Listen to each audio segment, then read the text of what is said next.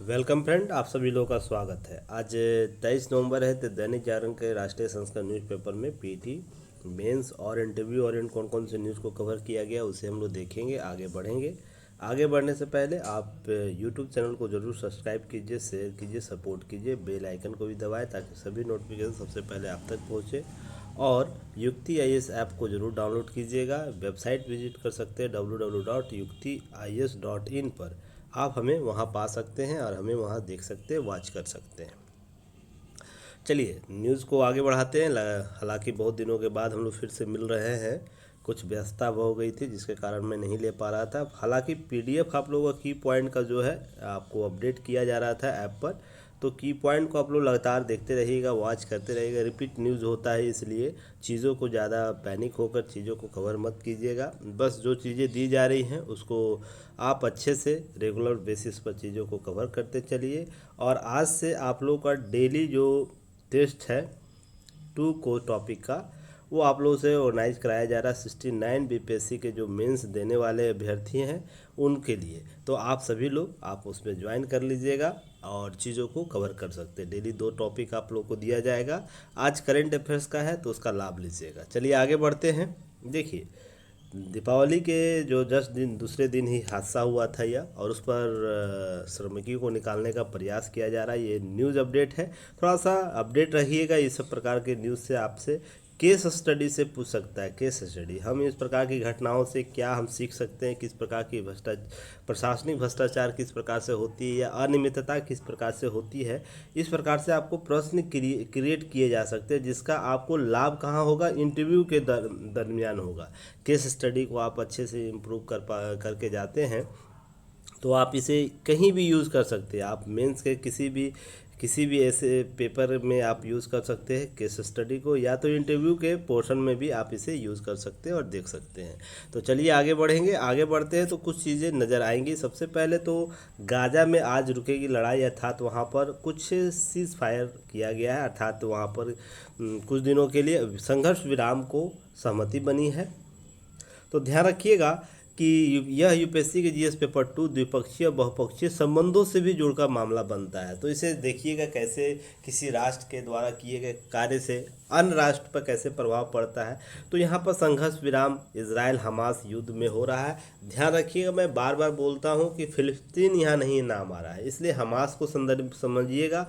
और हमास एक आतंकवादी संगठन है यूएन में, इसे भी आप लोग ध्यान में रखिएगा। और इस प्रकार से जिसने ये कृत किया था उसको भी लेकर आपको नज़र होनी चाहिए।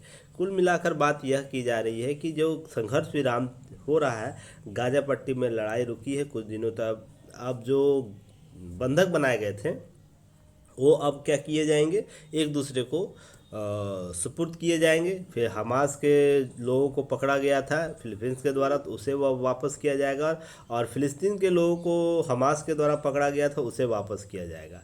तो यही काम में चीज़ें होंगी। तो थोड़ा सा ध्यान रखना है को, आपको थोड़ा सा अपडेट रहना है कि क्या घटनाक्रम हो रहा है। हालांकि देखिएगा, इसमें जो अमेरिका के राष्ट्रपति हैं बाइडन, और जो मध्यस्थता हुआ उसके लेकर पूरा विश्व में थोड़ा सा पॉजिटिव इम्पैक्ट आया है कि लोग चलिए अब कुछ चीज़ें कुछ दिनों के लिए रुकेगा और चीज़ें राउंड टेबल पर लाई जा सकती है। और मैं बार बार बोलता हूँ कि किसी भी किसी भी मुद्दे का अगर समाधान निकालना, उसके लिए वाद प्रतिवाद और संवाद जो आयाम है, संवाद, तो यही एक मूल धारणा है जिसके आधार पर आप किसी भी मुद्दे को लेकर आइएगा। जब तक हम संवाद के स्तर पर नहीं लाएंगे तो कितनी भी बड़ी समस्या हो उसका समाधान नहीं ढूंढा जा सकता। अगर हम वाद करते हैं अर्थात किसी प्रकार का संघर्ष करते हैं, उसके विपरीत विरोध में कोई दूसरा प्रतिरोध करेगा, अर्थात अपनी आत्मरक्षा करेगा, वो भी संघर्ष करेगा। तो ये हमेशा क्या होता है, युद्ध को लेकर आता है और संघर्षों को सामने लाता है, जिससे मानहानि जन मानहानि की क्षति होती है, राष्ट्रीय समस्याएं उत्पन्न होती है, अंतर्राष्ट्रीय समस्याएं उत्पन्न होती है, द्विपक्षीय संबंध बहुपक्षीय संबंध प्रभावित होते हैं। तो यह बेहतर समाधान कभी ला नहीं सकता। जब भी किसी भी समाधान को ढूंढना है तो हम संवाद के स्तर पर आएंगे तो ही समाधान ढूंढा जा सकता है। यही आयाम होना चाहिए। वो कश्मीर का मामला आप कह लीजिए या विश्व की किसी भी समस्याओं का मामला कह लीजिए, हम राउंड टेबल पर आके समस्याओं का समाधान ढूंढ सकते हैं। एक और भी देखिए, राजौरी में, जम्मू कश्मीर के राजौरी में मुठभेड़ हुए, 2 सैन्य अफसर समेत 4 बलिदान हुआ है। तो देखिए, क्षति हमारा भारत का लगातार होता रहा है। और यह कोई, देखिए ध्यान रखिएगा, जब तक सरकार स्पष्ट रूप से जीरो टॉलरेंस नीति नहीं अपनाएगी आतंकवाद को लेकर, सभी देशवासी सभी पार्टियां आतंकवाद को लेकर आपको बेहतर समाधान ढूंढने के लिए जीरो टॉलरेंस नीति को नहीं अपनाएगी, तब तक ये समस्याएं कहीं ना कहीं हमारे देश में बना रहेगा। मैंने आपको लगातार इस पर चर्चा भी किया है कि गुड टेररिज्म और बैड टेररिज्म की चर्चा होती है। तो हम द्विध्रुवीय दो गुटों में नहीं बढ़ सकते। आतंकवाद हमेशा आतंकवाद होता है। हमारी सीमाओं में किसी भी राष्ट्र के द्वारा इस प्रकार के आकृत किया जा रहा है तो उसे हमें एक स्वर पर हमें क्या करना होगा, उसके लिए बातें रखनी होगी, अंतर्राष्ट्रीय राष्ट्रीय मंचों पर रखनी होगी, साथ में हम एक साथ कार्रवाई कर सकते हैं। तो बहुत से कश्मीर के जो संगठन है वो क्या कहते हैं, कमोवेश आतंकवादी संगठनों को परोक्ष या अपरोक्ष रूप से मदद करते हैं। और वहाँ के लोग, कुछ लोग हैं जो राष्ट्रीय हित को ध्यान में नहीं रखते। तो ये भी एक मुद्दा है जिससे हमें सॉर्ट आउट करना होगा। तो ये सब चीज़ें यहाँ से उभर कर सामने आती है। कभी भी भारत में आतंकवाद के मुद्दे पर आपसे प्रश्न पूछा जाए तो ध्यान रखिएगा, इन सभी मुद्दों को आपको चर्चा करनी, उन्हें बतानी है। क्लियर है ना? चलिए आगे बढ़ते हैं। देखिए, भारतीय प्रधानमंत्री के द्वारा भी इजराइल हमास लड़ाई का क्षेत्रीय रूप न ले, इस पर चिंता व्यक्त किया गया है। देखिए, यूपीएससी जीएस पेपर 2 द्विपक्षीय बहुपक्षीय संबंध में आएगा। हालांकि यह बैठक G20 शिखर सम्मेलन का जो ये वर्चुअल शिखर सम्मेलन हो रहा था उस पर ये बातें की गई हैं। ठीक है ना?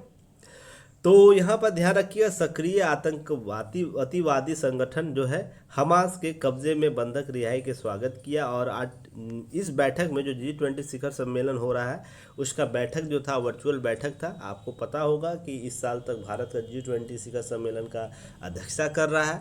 हाल ही में बैठक भी हुई है दिल्ली में, जोर शोर से अंतर्राष्ट्रीय राष्ट्रीय स्तर पर बातें हुई थी, बहुत से मुद्दे को सुलझाया गया। इस पर मैंने आप लोगों को मैगजीन में भी आप लोगों को न्यूज़ दिया है, कवर किया है। उस पर जाके आप मैगजीन देखिएगा। मैगजीन जो है, मैगजीन सेक्शन आप युक्ति IAS के ऐप पर जाइएगा, मैगजीन टाइप कीजिएगा, हिंदी मैगजीन आपको अवेलेबल करा दिया गया है। तो जाकर आप उसे देख सकते हैं, समझ सकते हैं कि कैसे किन मुद्दों को सामने रखा गया है। बहुत सी बातें वहाँ की गई थी, उसे आप लोग देख सकते हैं, समझ सकते हैं। अब हम बात करेंगे इसमें, इस जो बैठक की गई थी बुधवार को जो बैठक हुई है कल, ध्यान रखिएगा, उसमें आर्टिफिशियल इंटेलिजेंस के नकारात्मक उपायों को गंभीरता से लेते हुए उसके रोकथाम के लिए वैश्विक नियमन की बात की। अभी आर्टिफिशियल इंटेलिजेंस का 2-3 मामला था, मैंने की पॉइंट में आप लोग को अपडेट भी किया है।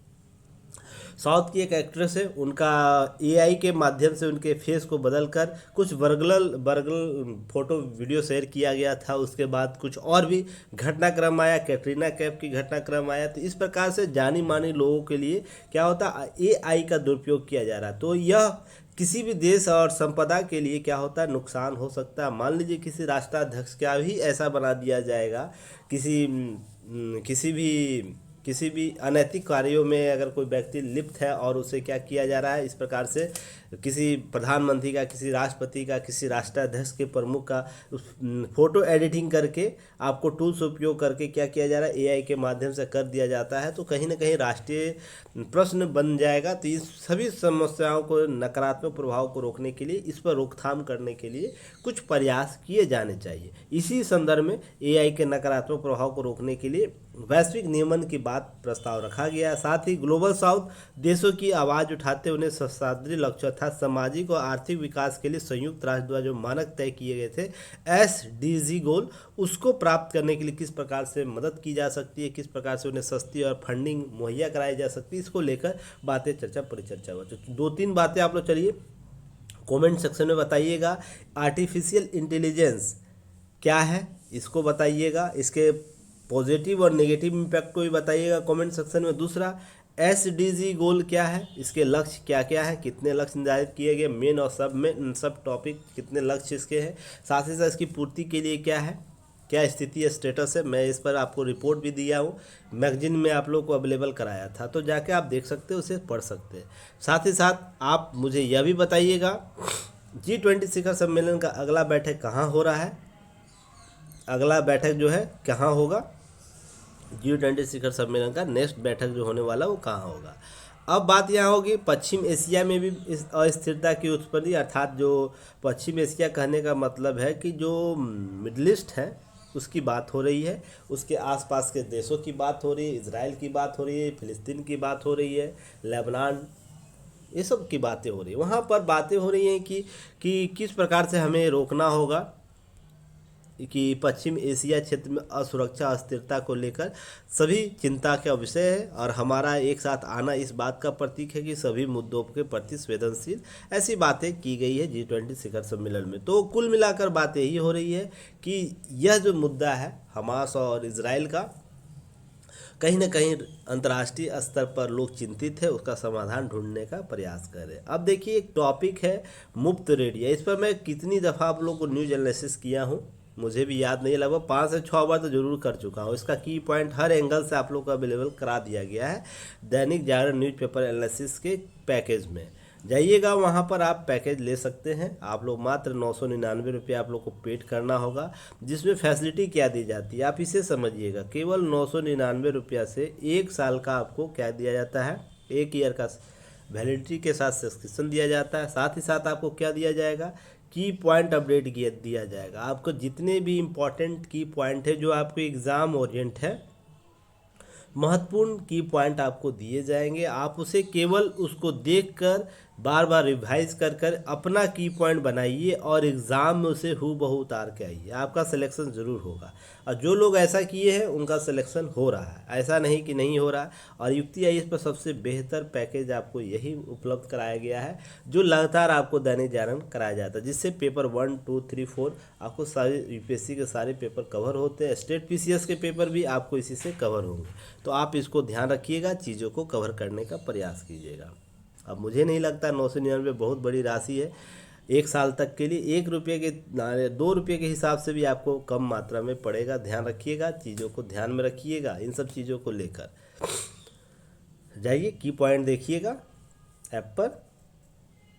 चलिए, अब है कि सुप्रीम कोर्ट ने मांग की गई है कि मुफ्त रेडियो को जो रेवड़ियाँ बेची जाती है, फ्रीबीज दिया जाता है, चुनाव के दौरान ये सब बातें की जाती हैं, तो ध्यान रखिएगा उसको लेकर भ्रष्टाचार की बातें की गई हैं।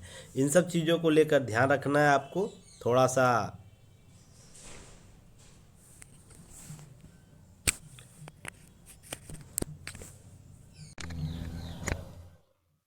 आपको इन सब चीज़ों को लेकर अपडेट होना है।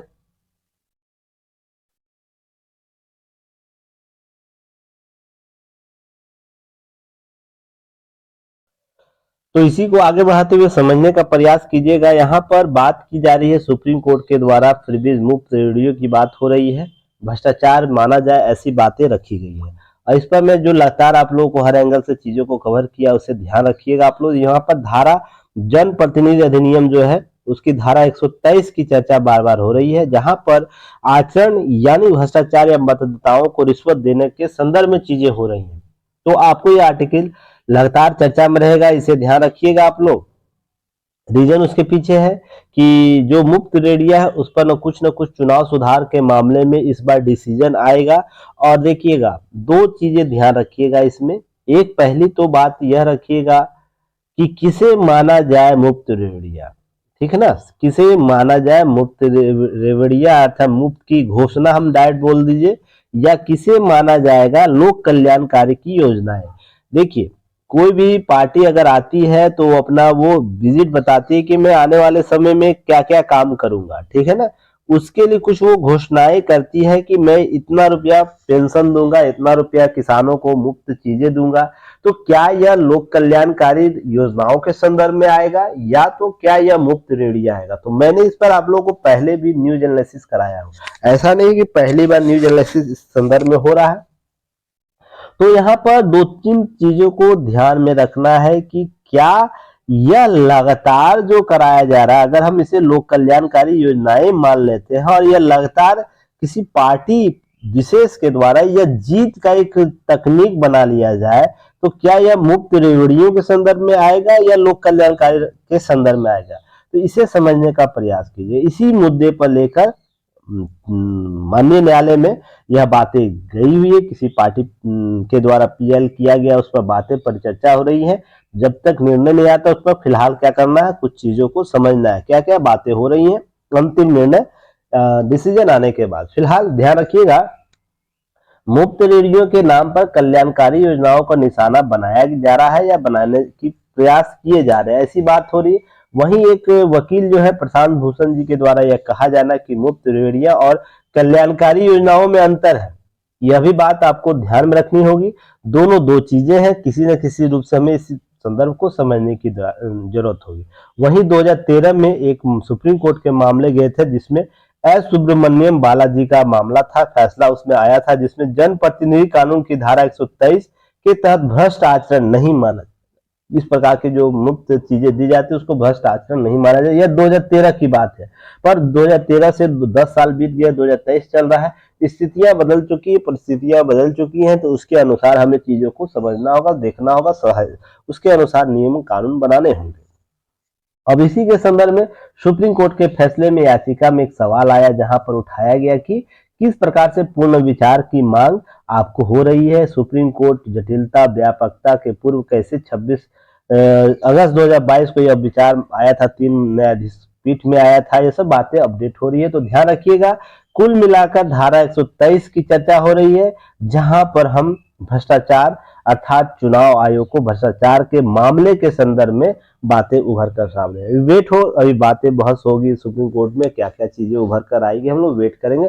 फिलहाल आप लोग मुझे यह बताइएगा कमेंट सेक्शन में कि मुफ्त रेवड़ियां क्या है, मुफ्त रेवड़ियां क्या है, यह किस प्रकार राजनीतिक आचरण को प्रभावित करती है, जनप्रतिनिधि अधिनियम कैसे प्रभावित होता है और इस पर क्या कौन कौन से दिशा निर्देश किए जा सकते हैं, हमें क्या सुधार किया जाना चाहिए, इसको लेकर चलिए आगे हम बात करेंगे। अभिव्यक्ति की स्वतंत्रता के लिए प्रतिष्ठा का बलिदान नहीं हो सकता है, यह आपको दिल्ली हाई कोर्ट के द्वारा बातें की गई है।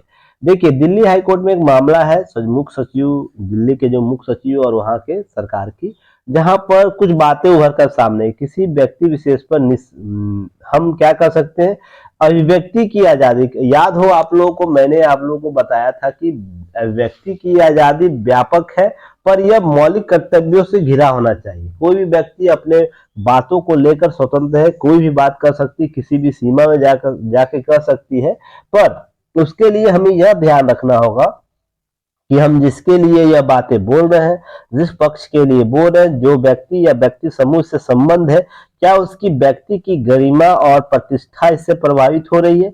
अगर हो रही है तो हमें युक्ति प्रतिबंध के रूप में इसे देखना चाहिए। मैं यह लगातार बातें करता रहा था, या वो अगर पुराने स्टूडेंट मेरे इस एनालिसिस को सुन रहे हैं तो कमेंट सेक्शन में बताइएगा क्या मैंने ये बातें पहले कहा है कि नहीं आप लोगों को।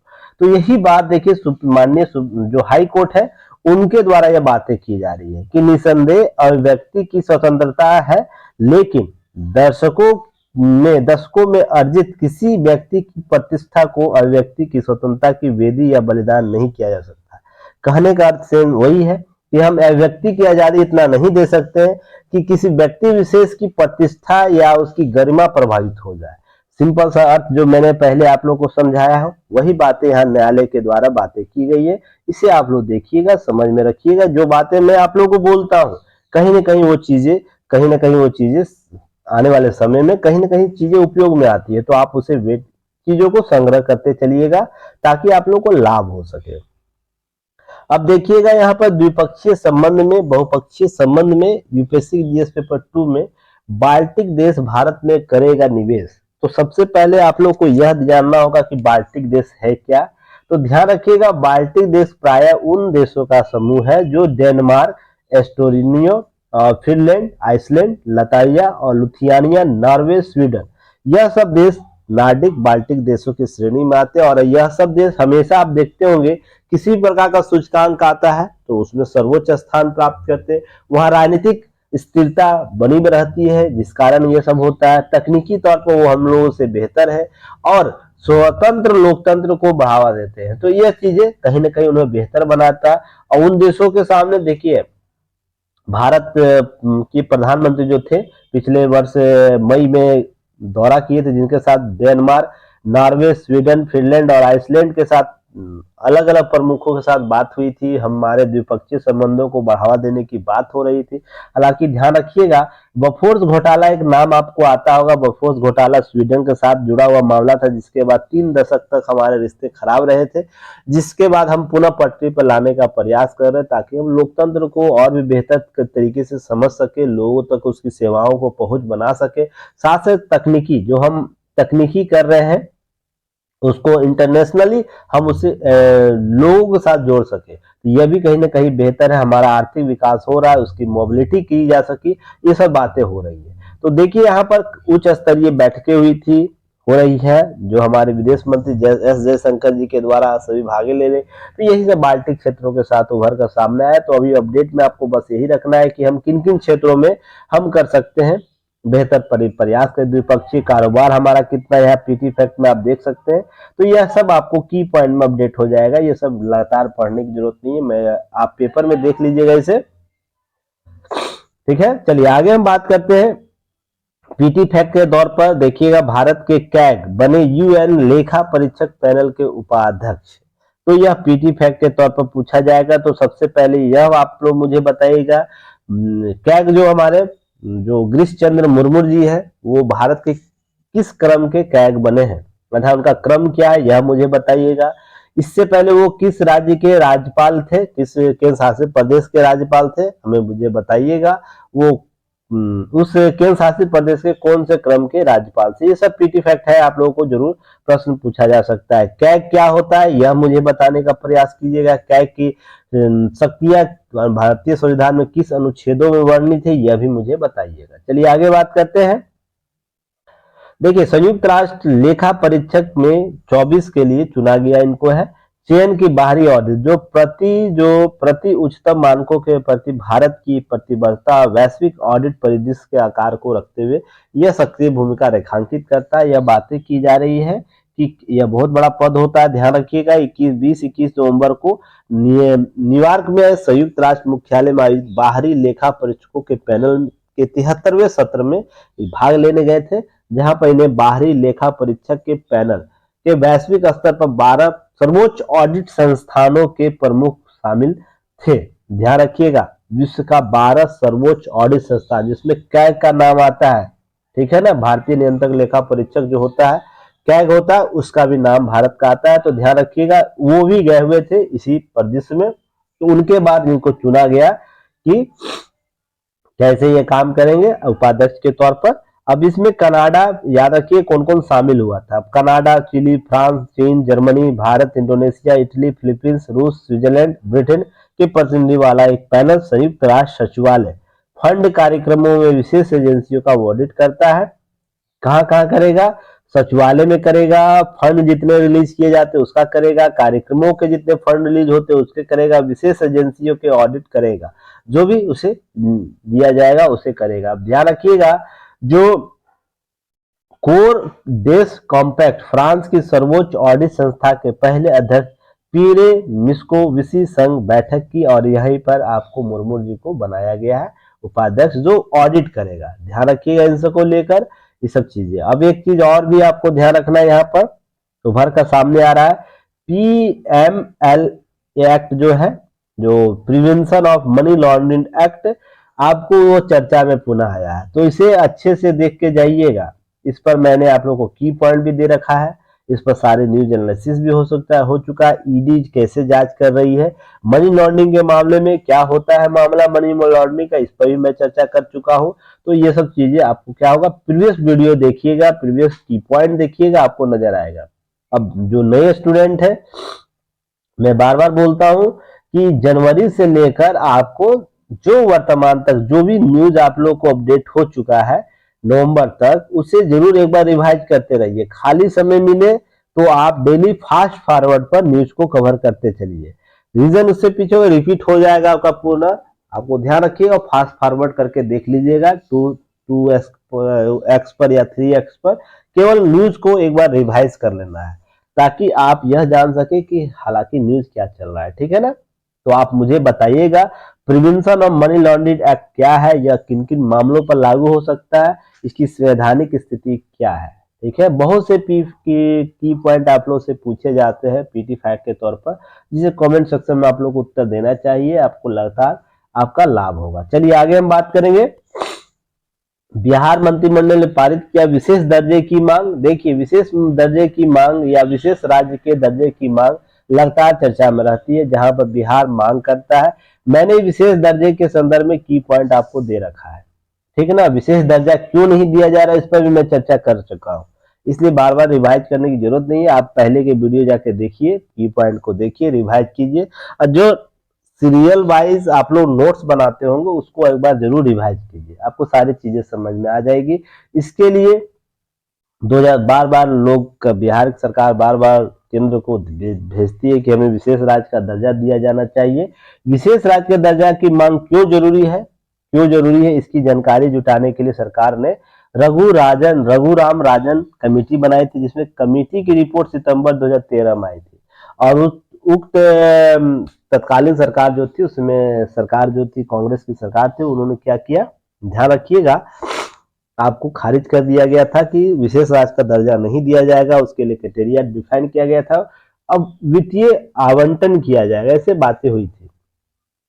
विशेष राज्य के दर्जा के लिए कुछ मानक है, जैसे पिछड़ा राज्य होना चाहिए, फिर अंतर्राष्ट्रीय रूप से प्राकृतिक रूप से क्या होता है पिछड़ा होना चाहिए, ये सब बातें होती है जिसको आपको ध्यान में रखना है। बिहार उस कैटेगरी में दो चीजों से नहीं पूर्ति होता है, क्योंकि यह क्या है, जो पहाड़ी इलाकों से नहीं जुड़ा हुआ है, दो एक चीज, और दूसरी चीजों को ध्यान रखिएगा, अंतर्राष्ट्रीय तौर पर ध्यान रखिएगा, अंतर्राष्ट्रीय तौर पर हमें कैसे मदद कर सकती है विशेष राज्य का दर्जा मिल जाता है तो हम क्या कर सकते हैं राष्ट्रीय अंतर्राष्ट्रीय स्तर पर। इसकी भूमिका समीक्षा करने के लिए जो समिति बनी थी रघुराजन समिति, उस पर विशेष हम लोग चर्चा की पॉइंट में दे चुके हैं, तो उसे जाके एक बार रिवाइज कीजिएगा, देखिएगा, ठीक है ना। क्योंकि आगे बहुत से न्यूज है इसीलिए कवर करना है, तो सभी न्यूजों को नहीं देखा जा सकता एक दिन में, तो थोड़ा सा कॉपरेट आप लोग को ही करना है, नहीं तो समस्याएं विकट हो जाएंगी। देखिए केस स्टडी आप लोग ध्यान रखिएगा, बिहार में लगातार बच्चों की मौत हो रही है, केस स्टडी के तौर पर पूछा जा सकता है, प्रशासनिक भ्रष्टाचार के तौर पर, प्रशासनिक नियमन के तौर पर, या स्वास्थ्य व्यवस्था को कैसे बेहतर बनाया जाए, इसके लिए केस स्टडी आपको पूछी जा सकती थी। केस स्टडी को एक बार रिवाइज कर लीजिएगा, देख लीजिएगा, ठीक है। चलिए पीटी फैक्ट आप इसे देखिएगा, आईएनएस इम्फाल युद्धपोत पहली बार समुद्र में ब्रह्मोस मिसाइल भेदा, तो यह पीटी फैक्ट के तौर पर आईएनएस इम्फाल क्या है, तो आईएनएस इम्फाल भारतीय नौसेना के विशाखापट्टनम श्रेणी के स्टील गाइडेड मिसाइल विनाशक का यह तीसरा पोत है, ध्यान रखिएगा। तो पहला दूसरा कौन है यह मुझे कमेंट सेक्शन में बताइएगा, इस पर मैंने न्यूज एनालिसिस किया है। कुछ पटना टेक्निक आप लोग बताया था, इसमें पटना थ्योरी आता है, तो ध्यान रखिएगा। उसके अतिरिक्त भी बहुत सी चीजें मैंने आप लोगों को बताई थी, उस की पॉइंट को जाकर देखिएगा। कौन कौन से आईएनएस विक्रम श्रेणी के, आईएनएस श्रेणी के हम लोग विमान पोत बना रहे हैं, क्या क्या उसकी श्रेणियां हैं, कितने प्रकार के स्टील पोत बनाए जाएंगे, कहाँ कहाँ से बनेंगे, जैसे मझगांव डाक शिपयार्ड से है, कोलकाता का फिर डाक शिपयार्ड है, तो ये सबसे बनने वाला है, तो इसे ध्यान रखिएगा, इसे थोड़ा सा आपको अपडेट कर लेना है जाके की पॉइंट को देखकर, बाकी चीजें आपको यहाँ से पीटी फैक्ट कवर कर लेनी है। नेक्स्ट बात करेंगे, देखिए जीएम फसलों की उपयोगिता का प्रश्न लगातार चर्चा में रहता है, जीएम फसलों को लेकर न्यायालय में बात पर चर्चा चल रही है, उस पर बहस हो रही है, तो अंतिम रूप से यही होगा, जो फैसला आएगा उस पर सरकार कार्य करेगी। सरकार यह मानती है कि जीएम फसल से उत्पादन बढ़ेगा, पर एक पक्ष यह भी है कि इससे पॉजिटिव इम्पैक्ट पड़ने वाला खाद्यान्न उत्पादन, वही नेगेटिव इम्पैक्ट के तौर वाले लोग यह मानते हैं इससे फसल का जो विविधता वो समाप्त होगा, बहुत से इसके डिमेरिट्स है जो उभर कर सामने, वैश्विक स्तर पर जीएम फसल को मान्यता प्राप्त नहीं है, कुछ राष्ट्रों में किया जा रहा है जिसके प्राकृतिक हम विफलताएं देख रहे हैं। साथ ही साथ ध्यान रखिएगा यह एकमात्र साधन नहीं हो सकता है कि हम जीएम फसलों का उत्पादन कर लेंगे तो हमारा खाद्यान्न उत्पादन बढ़ जाएगा, और भी नए नए टेक्निक लाए जा सकते हैं, तो उसे ध्यान में रखिएगा। देखिए पर्यावरण और हरित संगठनों के अलावा किसान संगठनों भी इसका विरोध करना शुरू कर दिया। सबसे ताजा विरोध के स्वर आरएसएस के अनुषंगी संगठन जो भारतीय किसान संघ है उसने भी विरोध कर दिया है कि जीएम फसल प्रक्रिया, जिसमें हम क्या करते हैं कि जीएम प्रक्रिया के तहत पौधों के कीटनाशक गुण सम्मिलित हो जाते हैं, इससे फसलों की गुणवत्ता को प्रभावित होना स्वाभाविक हो जाता है। प्रसिद्ध कृषि वैज्ञानिक एस.एम. स्वामीनाथन जी ने भी जीएम फसलों के प्रयोग से पहले भूमि परीक्षण की अनिवार्य बताया, ताकि हम यह समझ सके कि इसकी अनिवार्यता क्या है। नीति आयोग और वन पर्यावरण मंत्रालय द्वारा जीएम फसलों की जुड़ी टेक्निकल कमेटी की रिपोर्ट सार्वजनिक करने के बाद यह मामला सुप्रीम कोर्ट पहुंचा, जहां पर रिपोर्ट में दावा किया गया था कि इससे जैव विविधता और पर्यावरण को किसी प्रकार का खतरा नहीं है। अब कैसे नहीं खतरा, इसे समझने का प्रयास कीजिएगा, सरकार इसमें क्या बातें कर रही है, और जो थर्ड पार्टी है अर्थात जो एनजीओ होते हैं, जो जो पर्यावरणविद होते हैं, वो क्या मानते हैं, इन सब चीजों को समझने का प्रयास कीजिएगा। ध्यान रखिएगा, भारत में पहली आनुवांशिक रूप से संशोधित सरसों का फसल सरसों हाइब्रिड जो था वो व्यावसायिक और रिलीज आवश्यक न्यूनतम मापदंड को पूरा करने में विफल रही थी। अब यह है कि कुछ बातों को ध्यान रखिएगा। यह सबसे पहला तो यह क्या करेगा, मधुमक्खी पालन को प्रभावित करेगा। जैसे कन्फेडरेशन ऑफ एपीकल्चर जो है उनके अनुसार जीएम फसलों खेती की शुरुआत होने से शहद उत्पादन बर्बाद होने की आशंका है, जिससे 10 लाख मधुमक्खी पालकों की भविष्य चिंता में हो जाएगी, आजीविका चिंता में हो जाएगी। ऐसे विदेश में भारी मात्रा में जो शहद का निर्यात ठप हो जाएगा। सरकार की तरफ से ऑर्गेनिक खेती को बढ़ावा देने के लिए किसानों को प्रोत्साहित कर रही है, तो वहीं दूसरी तरफ इस प्रकार की नीतियां लगाकर खेती के रसायनों को प्रयोग बढ़ावा दे रही है। ये सब बातें उभर कर सामने है। विश्व के अन्य भागों में जीएम फसल की स्थिति क्या है, इसे भी जानिएगा। कुछ अच्छे इसके एग्जाम्पल्स नहीं है। अमेरिका में 1% भूभाग पर जीवन मक्के की खेती की जाती है, जिसमें 50% गैर जीएम फसल खेती को संक्रमित कर दिया है।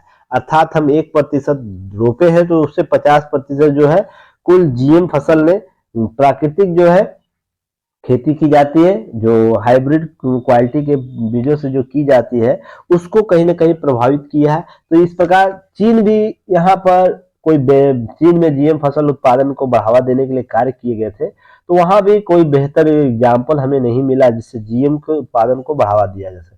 वहां 2014 के बाद जीएम खेती बंद हो गई है, क्योंकि वह कर्ज लोगों का नुकसान बहुत हुआ था, जिससे कर्ज बढ़ गया, तो जीएम फसल को बंद कर दिया गया। जीएम फसलों के पैरोकार तीसरी दुनिया के मुल्कों को डरा रहे हैं। वर्तमान में करोड़ों लोग भूखे से सोते, इसलिए जीएम फसलों के जरिए हम अतिरिक्त उत्पादन कर सकते, इसका मुकाबला संभव कर सकते, ऐसी बातें की जा रही है।